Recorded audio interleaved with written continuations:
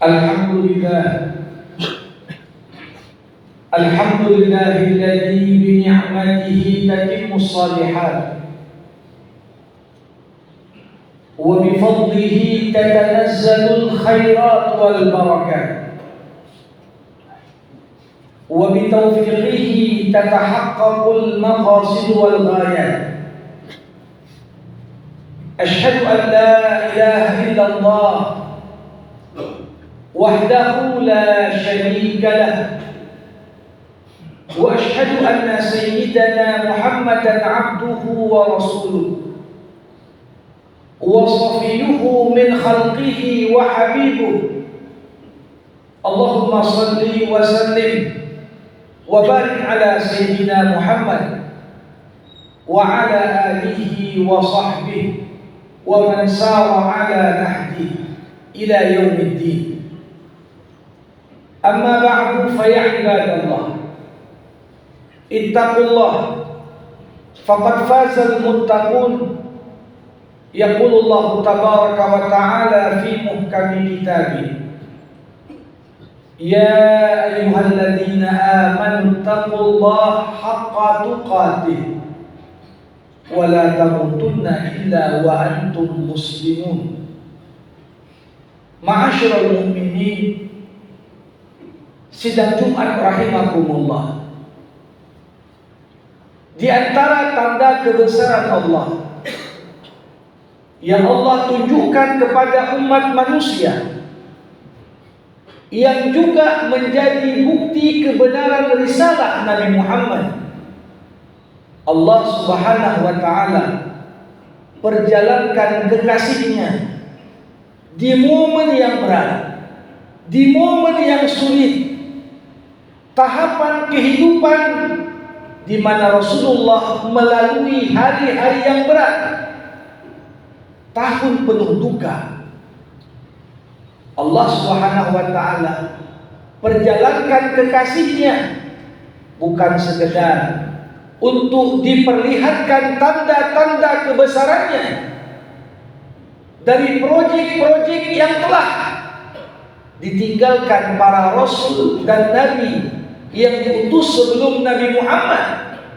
Tidak cukup sampai di situ, bahkan Allah undang kekasihnya untuk berjumpa dengannya, menjemput ibadah yang paling indah dalam agama ini.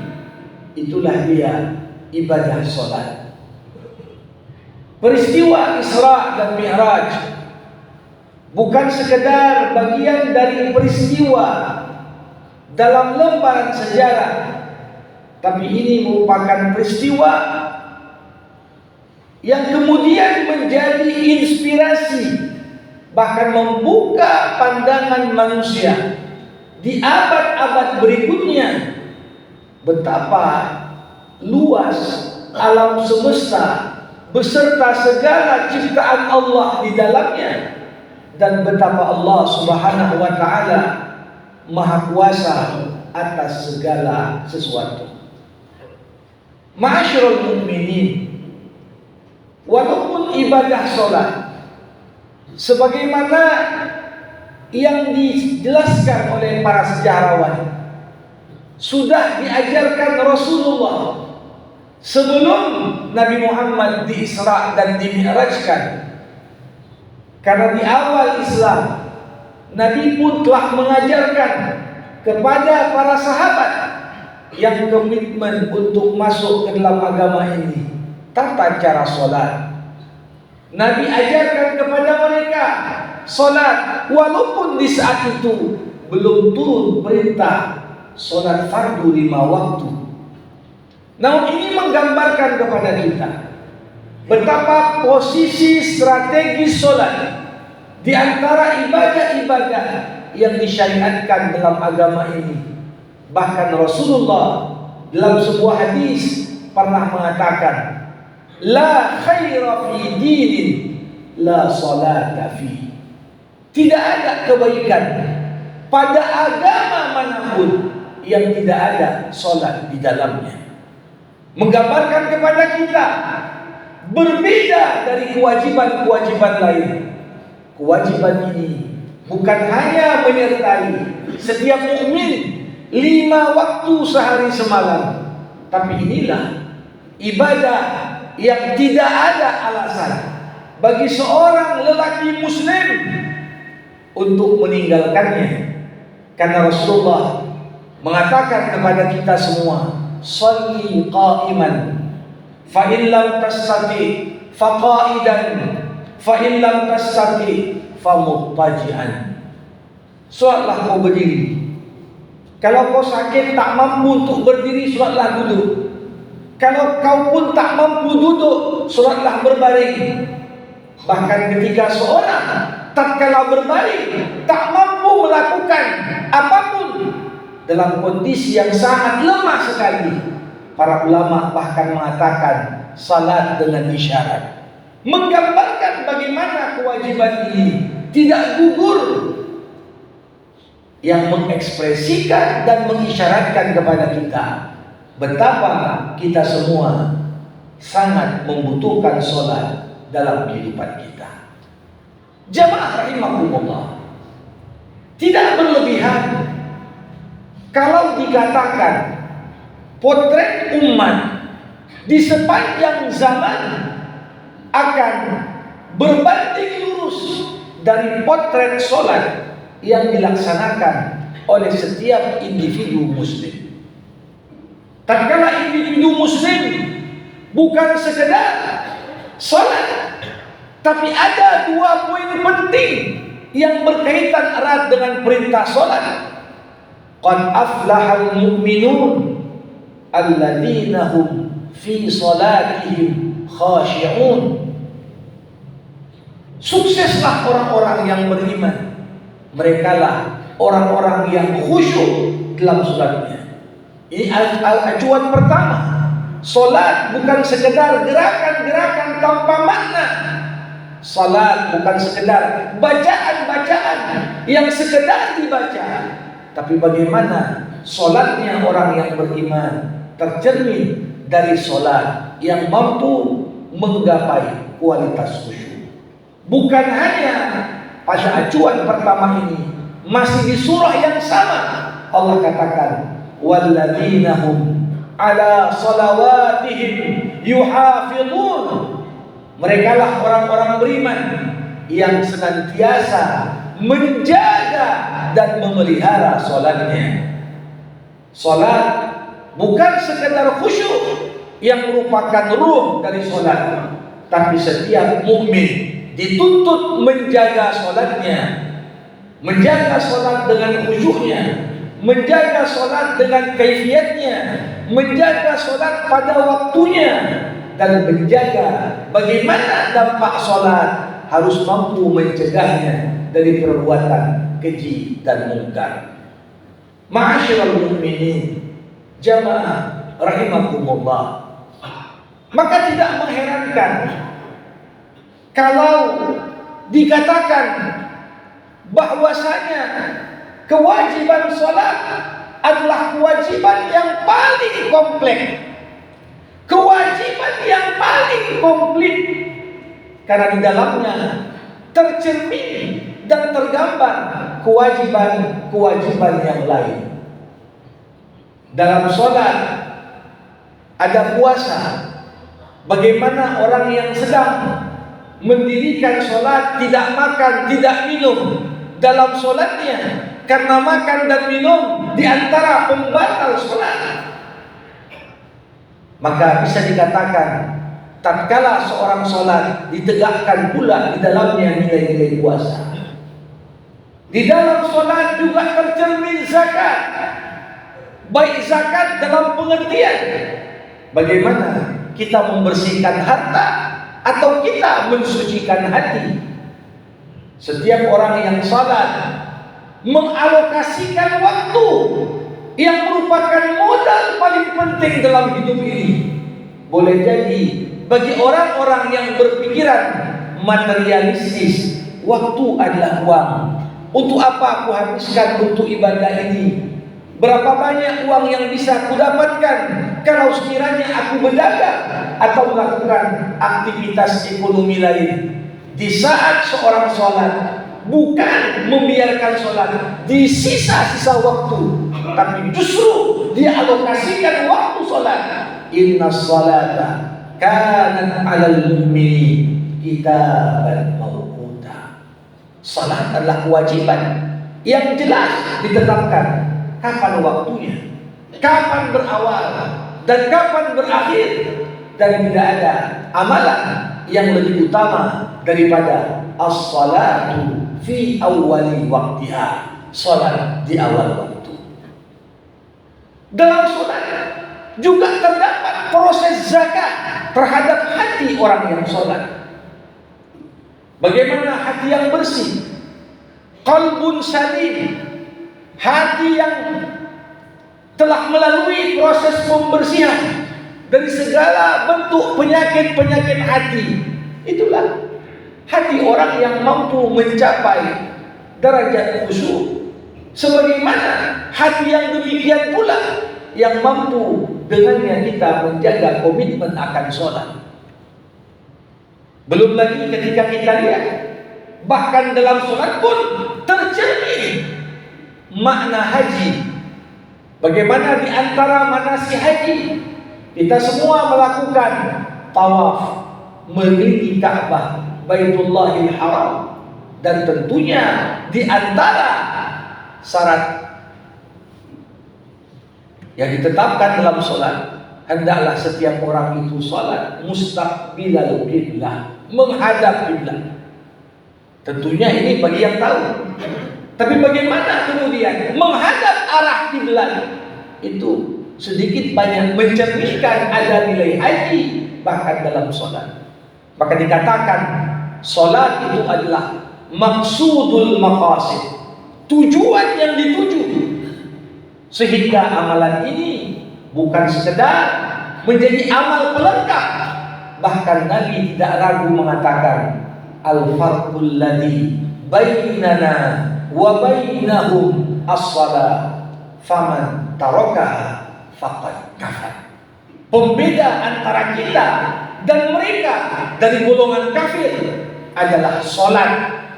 Siapa yang meninggalkan sholat dengan sengaja, bahkan mengingkari kewajibannya, maka sesungguhnya dia telah kafir. Jamaah rahimakumullah, beberapa riwayat menggambarkan kepada kita bagaimana Nabi mengaitkan tanda-tanda dan indikator kebangkitan dan perbaikan pada umat ini bisa dilihat dari kondisi sholat. Dalam salah satu ayat dikatakan pula tidak akan bangkit umat ini sampai jumlah mereka yang sholat subuh berjemaah di masjid seperti jumlah orang yang sholat Jumat di siang hari.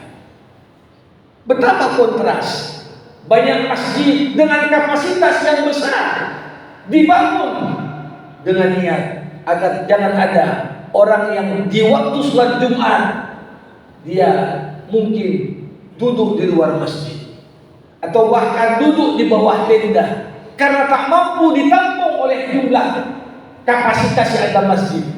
Tapi sekali lagi ketika itu dibandingkan bagaimana pula kuantitas jamaah subuh hampir di banyak masjid, kadang-kala untuk memenuhi saf 1 dan 2 saja kadang-kadang perlu perjuangan yang berat.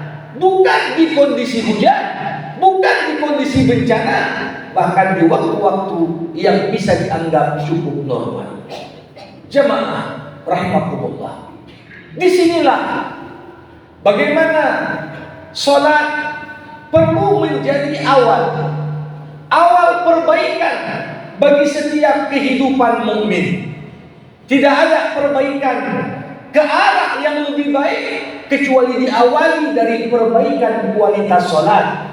Kualitas sholat yang mampu menghantarkan pada khusyuk, dan kualitas sholat yang mampu di dalamnya tercermin komitmen besar untuk menjaga dan memeliharanya.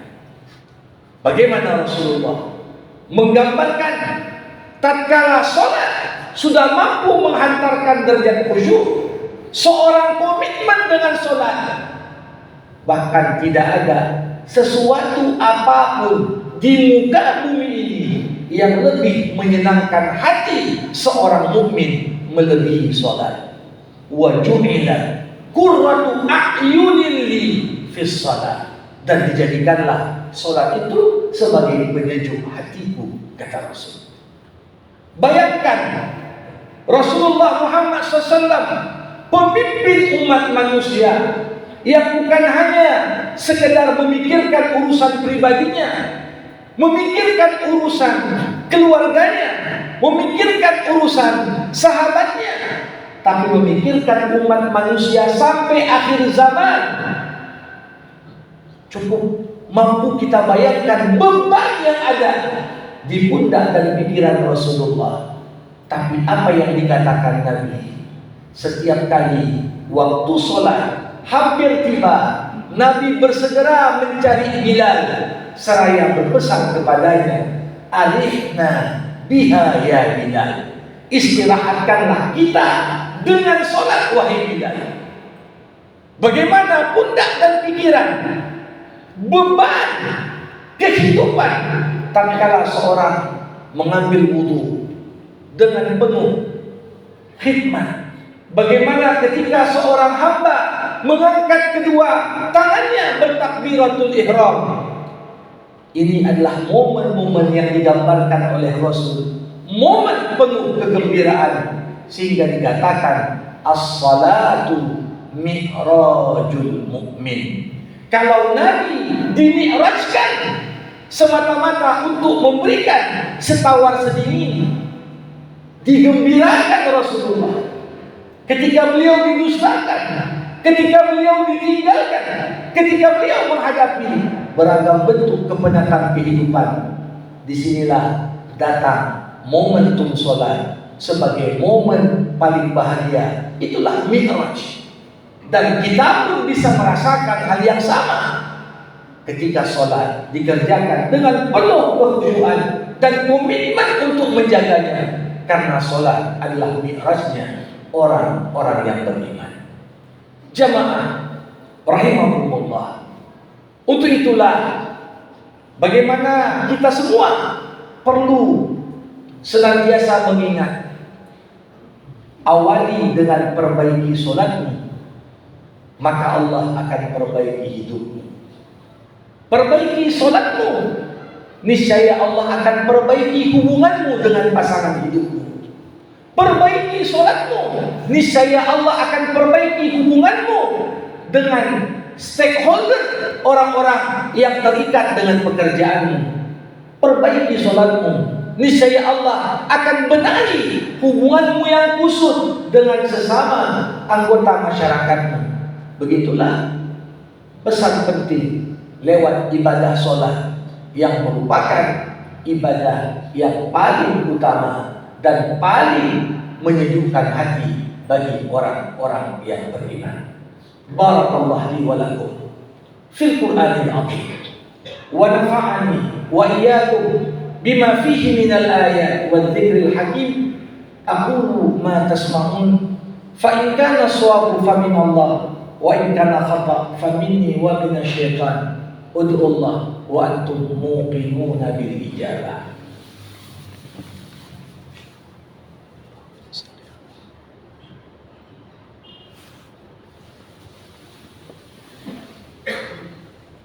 Alhamdulillah, alhamdulillahilladzi ja'ala qadra ibadihi biqadri tadhiyati fi sabilihi. Ahmaduhu subhanahu la mu'aqqiba li hukmihi wa la mubaddila li kalimatihi. Ashhadu an la ilaha illallah wahdahu la syarika lah, wa ashhadu anna sayyidana Muhammadan abduhu wa rasuluh. Allahumma salli wa sallim wa barik ala sayyidina Muhammad wa ala alihi wa sahbihi wa man sara ala nahjihi ila yaumiddin. Ibadallah, ittaqullah wa'lamu anna Allah amarakum bi amrin bada'a fihi bi nafsihi wa thana bi malaikatihi al-musabbihati bi qudsihi. Faqala ta'ala Innallaha wa malaikatahu yusalluna 'alan nabi. Ya ayyuhalladzina amanu sallu 'alaihi wa sallimu taslima. Wardallahu 'anil khulafa'ir rasyidin Abi Bakr wa Umar wa Utsman wa Ali wa baqiyati sahabati Rasulillah ajma'in. Allahumma ighfir lil muslimin wal muslimat wal mu'minin wal mu'minat al ahya'i minhum wal amwat innaka sami'un qaribun mujibud da'wat. Amin ya Allah ya qadiyal hajat.